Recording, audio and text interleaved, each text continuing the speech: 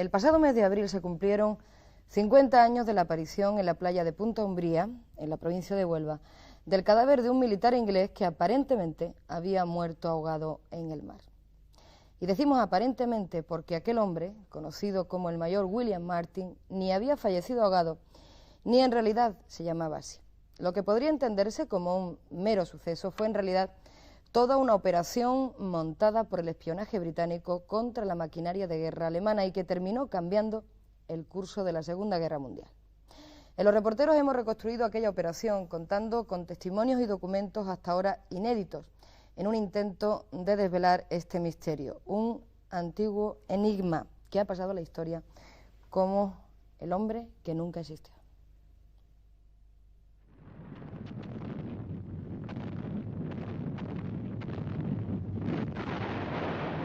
Si hay una frase que se ha escuchado hasta la saciedad con referencia a la Segunda Guerra Mundial, ha sido la de que nunca tantos debieron tanto a tan pocos.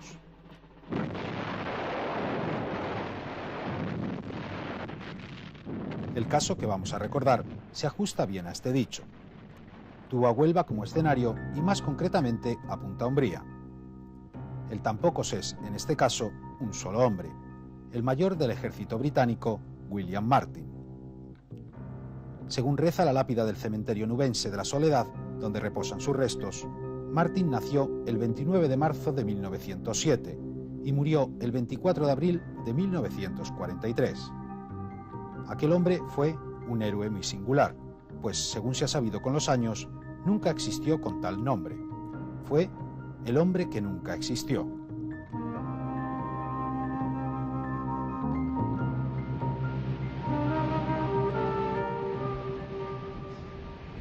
En esta misma playa que une las localidades del Portil y Punta Umbría, se encontraban faenando al despuntar del alba de aquel 24 de abril de 1943 varios pescadores que recogían sus redes. De pronto uno de ellos descubrió un cadáver.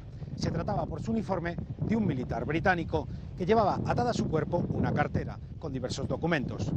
Aquel pescador era don José Antonio Rey María, que aún hoy recuerda cuál fue su primera impresión. Don José Antonio, ¿qué recuerda usted? ¿Cómo encontró el cadáver? Pues lo encontré en la mar, que yo trabajaba en tierra en un barco, en la red. Yo no tenía que embarcarme para nada en la mar, porque el trabajo mío era en tierra, pero como era a las claras del día muy temprano, pues yo me fui con los compañeros en el barco, hasta que llegara para tierra otra vez. Y entonces en la mar fue cuando se vio el barco, que no fui yo el que lo vio primero, fue otro muchacho, otro hombre que iba en el bote chico.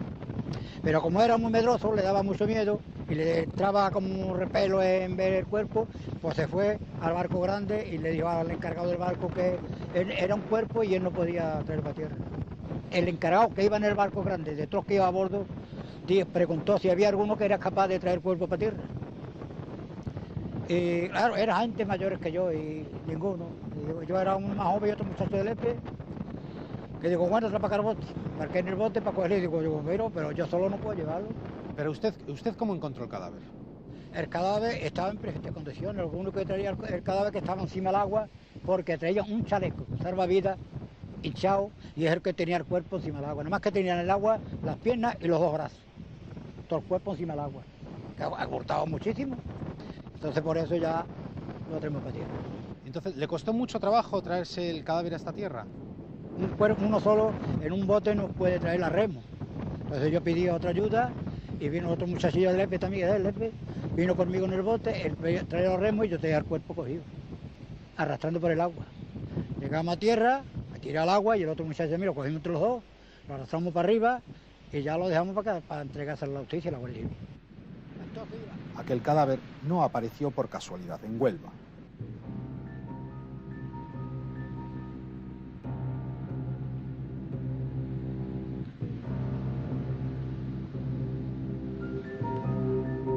Los ingleses conocían bien esta provincia gracias a su presencia desde el siglo pasado a través de la Rio Tinto Company. De esa época han quedado significativas huellas en la ciudad, como son el barrio obrero o barrio de la Reina Victoria Eugenia, el Hotel Colón, donde se alojaban los directivos de la empresa, o el recientemente rehabilitado Muelle del Mineral, una estructura de hierro al más puro estilo del arquitecto Eiffel. A finales del siglo XIX, la compañía Rio Tinto eligió la playa de Punta Umbría como lugar de convalecencia para los miembros británicos de la plantilla que tuvieran que recobrarse de alguna enfermedad. Con el tiempo, convirtieron esta zona en lugar escogido para pasar sus vacaciones. En Punta Umbría pues habría unos 250 marineros, que es lo que había. Ahora, la demasía eran los chalés de los ingleses, que entonces eso, casi toda Punta Umbría de los ingleses, eran los chalés que había. Ya algunos chalés de gente que venían ya a Brenar y eso, que es lo que había, pero Punta Umbría entonces era muy chica. Era muy chica porque no había carretera, ¿verdad? No. El que venía a Brenar a Punta Umbría tenía que venir por las canoas, por los barcos que tiene. Lo que no pasaba de ser un poblado de pescadores se convirtió pronto en todo un pueblo. Río Tinto estableció una línea de transporte fluvial desde Punta Umbría hasta Huelva, y todavía hoy quedan allí restos de sus típicas viviendas. De aquellos días siguen en pie también edificios como el Cine San Fernando y un montón de recuerdos entre los más mayores. Yo incluso, por llevar una maleta a su casa, me daba un duro, a otros 6 pesetas según.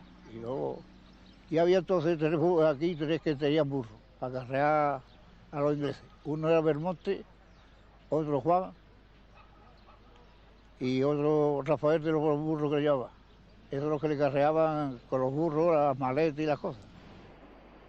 Este edificio, que aparece hoy abandonado, sede del antiguo consulado alemán en Huelva, fue el cuartel general de la propaganda nazi y lugar por el que pasaron todo tipo de confidentes que vigilaban los intereses británicos en la zona. La importancia de esta región en la Segunda Guerra Mundial nos la cuenta un historiador onubense al pie de la tumba de William Martin.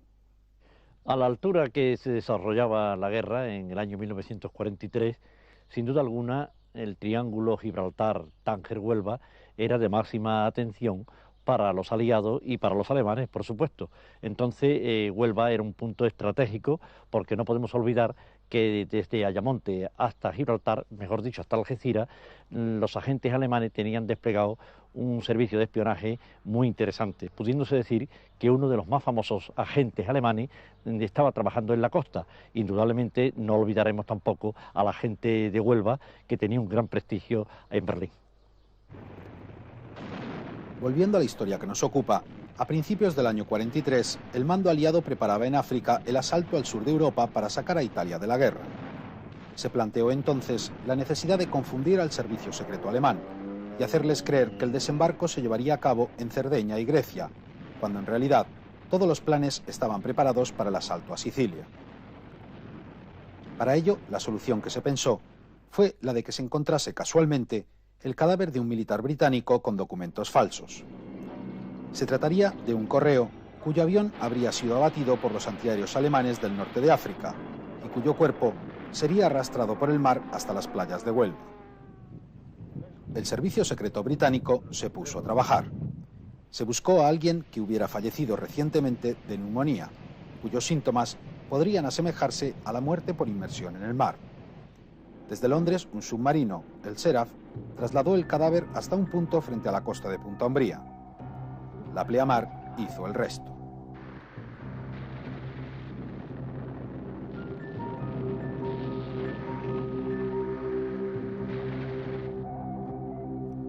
Para hacer creíble su identidad, a aquel cadáver se le vistió de militar y se le puso en una cartera la documentación de un oficial, el supuesto mayor William Martin.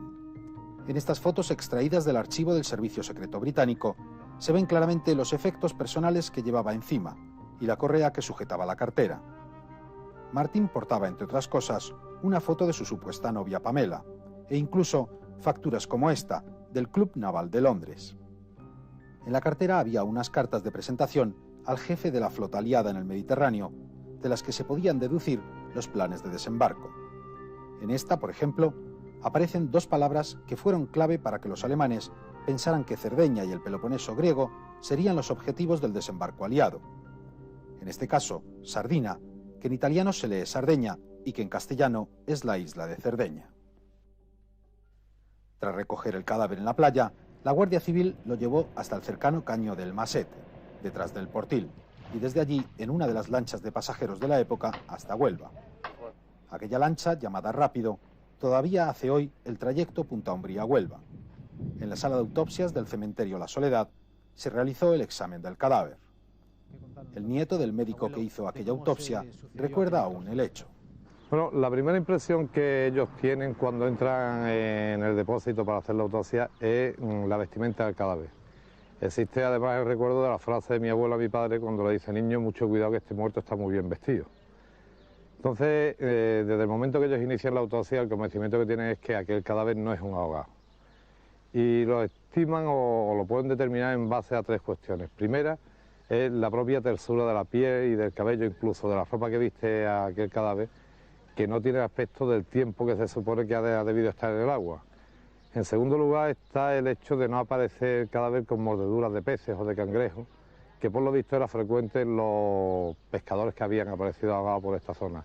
Y por último, la determinación del líquido que hay en el pulmón, que ellos pueden determinar perfectamente que no se trata de agua de mar, sino que es un líquido por una enfermedad pulmonar, que puede ser por una neumonía o una bronconeumonía o algo de esto. Si sabían que no había muerto ahogado, ¿por qué se escribió en el registro del cementerio que la causa del fallecimiento de William Martin, nacido en Cardiff, Inglaterra, era asfixia por inmersión en el mar? Bueno, ellos no firman la muerte por inmersión, eso es como aparece en el registro civil y en el libro de registro del cementerio. Y imaginamos que eso lo tuvo que hacer cualquier oficial del registro. Ellos firman el protocolo de autopsia, tal como te he dicho antes, diciendo que no ha muerto por inmersión. Lo que sucede es que tanto mi padre como mi abuelo tienen fama de anglófilos, y realmente ellos eran anglófilos y no estaban nada de acuerdo con las posturas germanófilas de España y mucho menos de Hitler, ¿no? Con la postura de Hitler. Y entonces piensan que diciendo que no había muerto ahogado, lo que intentaban era engañar a los alemanes. Y entonces no creen el protocolo de autopsia que ellos hacen. Pero realmente ellos siempre dijeron que no había muerto ahogado. Los documentos de Martin se remitieron en primera instancia a la Comandancia de Marina de Huelva y de ahí a la de San Fernando.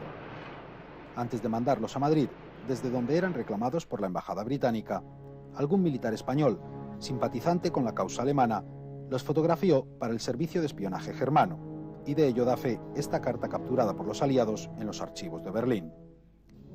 Para redondear la historia, el Club Naval de Londres notificó al periódico The Times la muerte de su hipotético socio. En la edición del 4 de junio de 1943 del rotativo londinense, se puede leer en la lista diaria de bajas el fallecimiento del mayor William Martin. Como es sabido, en Inglaterra ni el Rey ni el Times mienten nunca. Cabe preguntarse entonces si los alemanes mordieron el anzuelo británico, si fue un éxito la llamada Operación Carne Picada. Bueno, esta pregunta yo creo que tiene una fácil contestación porque precisamente investigué el asunto en Berlín, en Hamburgo y en otros lugares y yo creo que la propia historia lo dice. El desembarco se realizó en Sicilia y efectivamente los alemanes no lo esperaban allí, lo cual quiere decir que William Martin acertó. Tal fue su trascendencia que en 1956 esta historia se llevó al cine. El título de la película no podía ser otro que El hombre que nunca existió.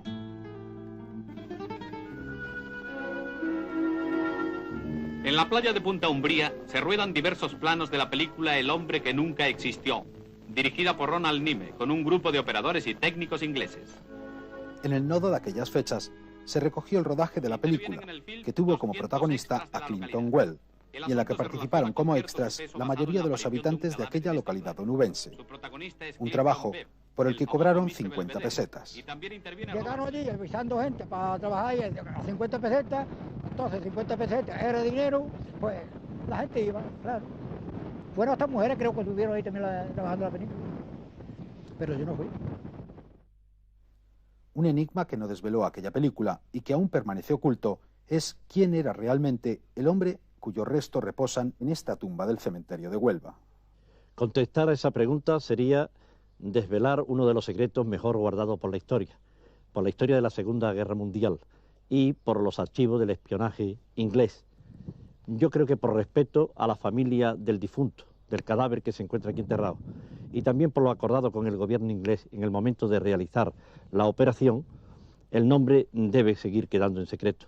Sin embargo, recuerdo que un día, siendo director del diario Diel, tuve ocasión de conocer al capitán de un barco ruso, así también como a un agente inglés, y conversando sobre este caso largamente, pudimos llegar a desvelar la personalidad de la persona que aquí descansa.